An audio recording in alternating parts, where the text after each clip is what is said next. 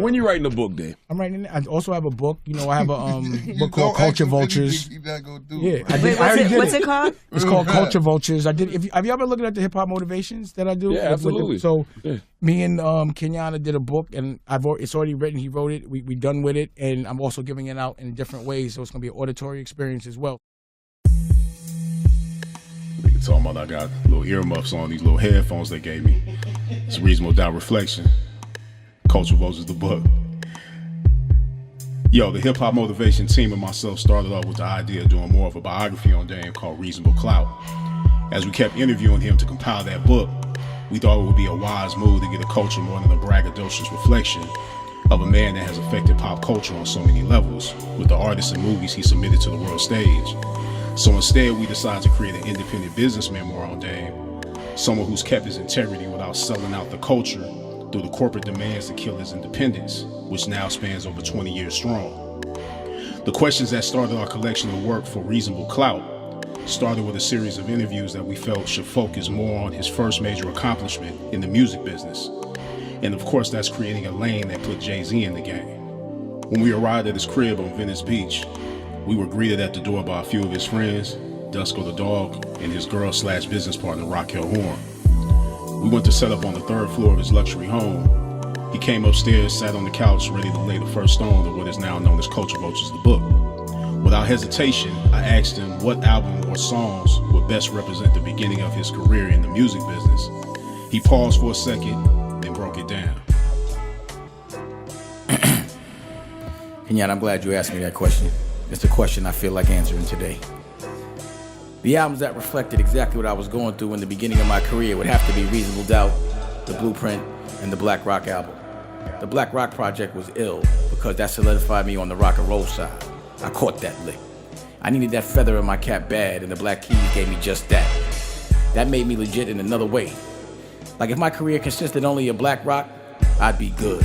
The reasons for doing the Black Rock album and the way we did it was dope.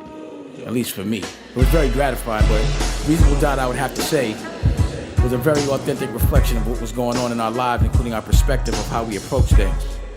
What's crazy is, I still get asked all the time if I have any of the music that didn't make the final version of Reasonable Doubt.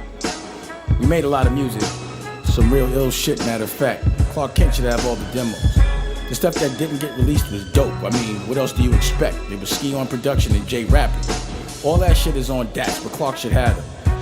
That dude still got his Pellies and all his sneakers from back in the day, so we should have those Jay-Z DATs. All the demos was ill. We made a lot of demos. That's one thing, we worked. We made a lot of records. That shit wasn't given to us. We earned that spot. We took that shit and wore it out and didn't stop for 10 years straight. And the pivotal point in the 10 years was when we made the movie Streets is Watching. We made Streets is Watching because we clowned out in the Sunshine video. It was like Hype intentionally put the banana in the tailpipe, pause, and people were laughing at us. On some real shit that almost fucked our whole shit up. So we had to double back and do the B-sides and make a movie out of it on some gangster shit. No one had ever done nothing like that before.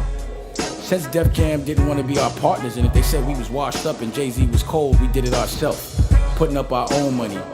It took back off, and of course Def Jam jumped right on it. You know how Leo Cohen does. In my mind, we was leaving Def Jam anyway. I was sick of our partnership, and I was gonna do that by buying our way back out. You see, a record company's strategy is to always keep you in debt, and they had given us $3 million. I remember we would get into arguments when I would owe them $3 million, and I'd be like, man, I'm gonna give you $3 million back. I don't give a fuck. My thing was to have enough money to buy out whoever was putting up the money at any second. Like I loan people money to be my partners because I want them to do something that I don't want to do every day myself. I'll be like, let me put you in business. I need this partnership, it be strategic. All my partnerships are strategic if I have any at all. What I do is I'll link up with someone that can do something that I'm not good at or something that I don't enjoy doing. If you have to realize when you want your brand to make money or when you want it to showcase coolness, certain partnership strategies can uplift the brand. Like some brands I have are only there to showcase coolness, like Poppington and my art galleries. I'm not trying to make money off it. I'm just showing everybody how fly I am. At some point, I probably will, and I'll incubate some art, which will take a lot of patience, but for now, I just like the cool factor. As you see, hip-hop is now into art. I've been having art galleries all over the world for at least the last 10 years. I think it's a good thing.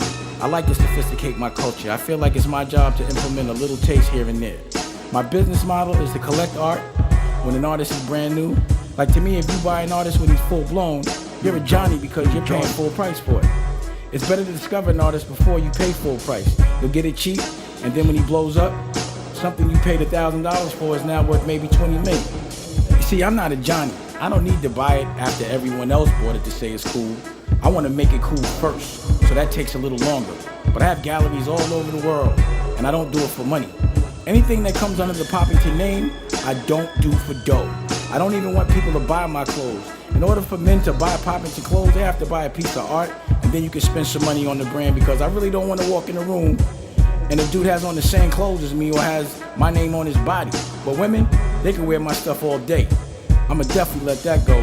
For the men, I gotta give it to you, I gotta know you, I gotta respect you, or you got to pay some crazy prices for this art so you can wear what's in my closet. Again, if I don't make $1 out of that, that's not what it's for. It's not about the money ever. I would never get paid to do something that I wouldn't do for free. I only do what I enjoy. I'm a creative artist in that way, but I just apply that to business. Holla! With Reasonable Doubt, we were monetizing our lifestyle. That's what was going on. We weren't compromising. We were just talking about what we was doing and our perspective on life at that time, our mentality.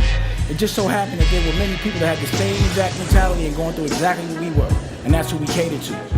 At the time, we only wanted to talk to people that could relate, and we were able to go on the stage and perform it all around the country, and people were able to see it and know it was real, so they believed in it. That's what I'm saying. Our foundation was never given to us. We did it hand in hand all around the planet and never stopped. You just got to keep doing the same thing, the same circuit, and it gets bigger and bigger. Pause. You just have to be consistent, and the work has to be consistent, and then you'll have fans. Everyone starts with nothing. That's how it happens with anything. You have to prove yourself as a brand. After 10 years of doing anything consistently, you're going to be the man. And if you don't stay consistent, you're retarded, no disrespect. But if you're trying to be a businessman or be in business, then it is what it is. You got to stay consistent. You got to work hard. You got to embrace the pain. Pause. You got to know that if you're putting up your own bread for a second until you re-up, you're going to be broke. Holla.